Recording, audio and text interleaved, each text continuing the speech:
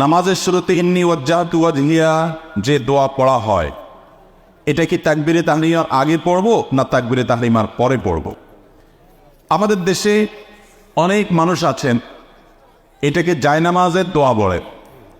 আপনাদের এলাকায় আছে যে ইন্নী ওয়াজ্জাহতু ওয়াজহিয়া লিল্লাযী ফাতারাস সামাওয়াতি ওয়াল আরদা হানিফা ওয়া মা আনা মিনাল মুশরিকিন। এই দোয়া জায়নামাজে দাঁড়িয়ে নাকি পড়তে হয়। মূলত জায়নামাজে দাঁড়িয়ে এই দোয়া পড়তে হয় এরকম কথা হাদিসে বর্ণিত হয় নাই। সহিহ মুসলিমের হাদিসে আসছে নবী করিম সাল্লাল্লাহু আলাইহি সাল্লাম যখন সালাত শুরু করতেন, সালাতের জন্য দাঁড়াতেন, তখন এই দোয়া পড়তেন।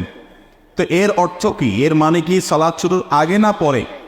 তো এই সম্পর্কে বিভিন্ন বর্ণনায় যে শব্দ এসেছে তা হলো নবী সাল্লাল্লাহু আলাইহি সাল্লাম আল্লাহু আকবার বলার পর, অর্থাৎ তাকবীরে তাহরিমা দেওয়ার পর এটা পড়তেন। তার মানে সুবহানাকাল্লাহুম্মা ওয়া বিহামদিকা আমরা যে সানা পড়ি তাকবীরে তাহরিমার পরে দোয়ায়ের ইস্তিফতাহ বা সালাত শুরুর দোয়া যেটাকে বলা হয়, ওই দোয়ার জায়গায় নবী করিম সাল্লাল্লাহু আলাইহি সাল্লাম অনেক সময় কোনো সময় এই ইন্নী ওয়াজ্জাহতু এই দোয়াটা পাঠ করতেন। অতএব এটি সালাত শুরুর আগে জায়নামাজে দাঁড়িয়ে পড়তে এমন কোনো কথা সঠিক নয়। এটি মূলত সুবহানাকাল্লাহুম্মা ওয়া বিহামদিকার জায়গায় নবী সাল্লাল্লাহু আলাইহি সাল্লাম পড়তেন, কারণ হাদিসে পরিষ্কারভাবে আল্লাহু আকবার বলার পর তিনি বলতেন এটি প্রমাণিত। অতএব এটি জায়নামাজে দাঁড়ানোর দোয়া হিসাবে যেটি আমরা জানি সেটি সঠিক নয়। হাদিসের আলোকে এটি হলো সালাত শুরু হওয়ার পর সানা হিসাবে পড়া যেতে পারে।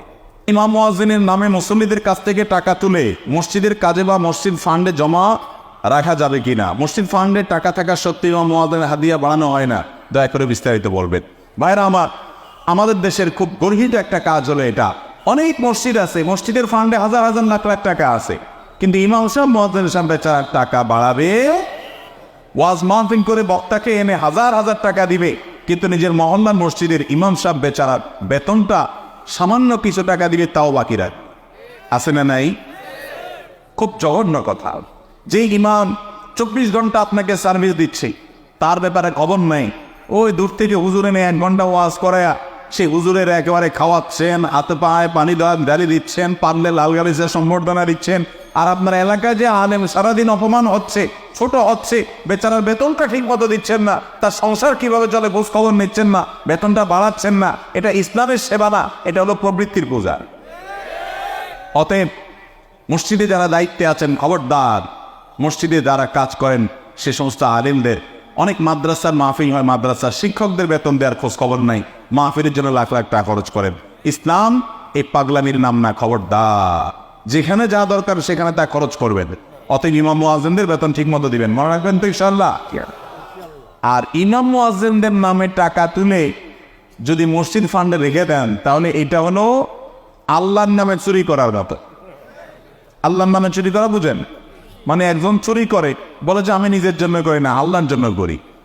এই লোকের কিয়ামতের ময়দানে মাইল 2টা বেশি পড়ার ভয় আছে। কারণ আল্লাহ কিয়ামতের ময়দানে যদি তারা জিজ্ঞাসা করে, তোর দরকার হলে তুই চুরি করতি, এটা তুই পরে হিসাব দিতি আমার কাছে, তুই আমারে কেন চোরের আমার নামে কেন চুরি করলি? আসামের কাঠগড়ায় কেন আমার ঘরকে মসজিদে কেন দাঁড় করে? মনে রাখবেন, নসল ওয়াকিফে কানাসির সারে, দানকারী যেই খাতে টাকা দিবে ওই খাতে খরচ করতে হবে। একজনে দান করলো, দান করে বললো আমার এই টাকা দিয়ে গোয়েন ডুবিকে তুমি খাওয়াই দিবা, আপনি ওই টাকা দিয়ে না মসজিদের বিল্ডিং করে দিলেন, হারাম হবে, না জায়েজ হবে। এটা জায়েজ হবে না, কারণ ওই ব্যক্তি আপনাকে এই জন্য টাকা দেয়নি। কথা কি বুঝতে পারছেন? একজন মসজিদের ইট কেনার জন্য, সিমেন্ট কেনার জন্য, রড কেনার জন্য, বিল্ডিং করার জন্য টাকা দিছে, আপনি ওই টাকা দিয়া মসজিদের ইমাম মুয়াজ্জিনের বেতন দিলেন, জায়েজ হবে না। আবার ইমাম মুয়াজ্জিনের কথা বলে টাকা নিছেন, টাকা হচ্ছে 10,000, ইমাম মুয়াজ্জিন থেকে 5,000 ভাগ করে দিয়ে বাকি 5,000 মসজিদে রেখে দিয়েছেন, জায়েজ হবে না। অনেক মসজিদ কমিটির লোকেরা এটা করে, সারা জীবন বাইরে দুর্নীতি করে, 2 নম্বরই করে, মসজিদে আইসা দায়িত্ব পাইয়া এখানেও 2 নম্বরই। আরে ভাই, সব জায়গায় 2 নম্বরই করতে উপায় আছে, আল্লাহর ঘরেও 2 নম্বরই। খবরদার, ওলামা ইকরামের হক, মানুষের হক, এগুলো নষ্ট করবেন না। দানকারী যে জন্য দিছে ওই খাতে আপনাকে দান করতে হবে।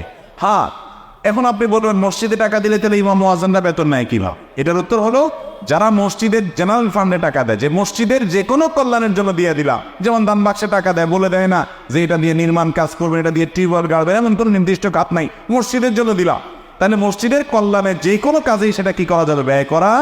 ইমাম মুয়াজ্জিনের বেতনও মসজিদের কল্যাণেই ব্যয়, সেই হিসেবে ওটা খরচ করা যাবে। আল্লাহ তাআলা আমাদের সব ক্ষেত্রে হিসেব করে পদক্ষেপ নেওয়ার আয় এবং ব্যয় করার তৌফিক দান করুন।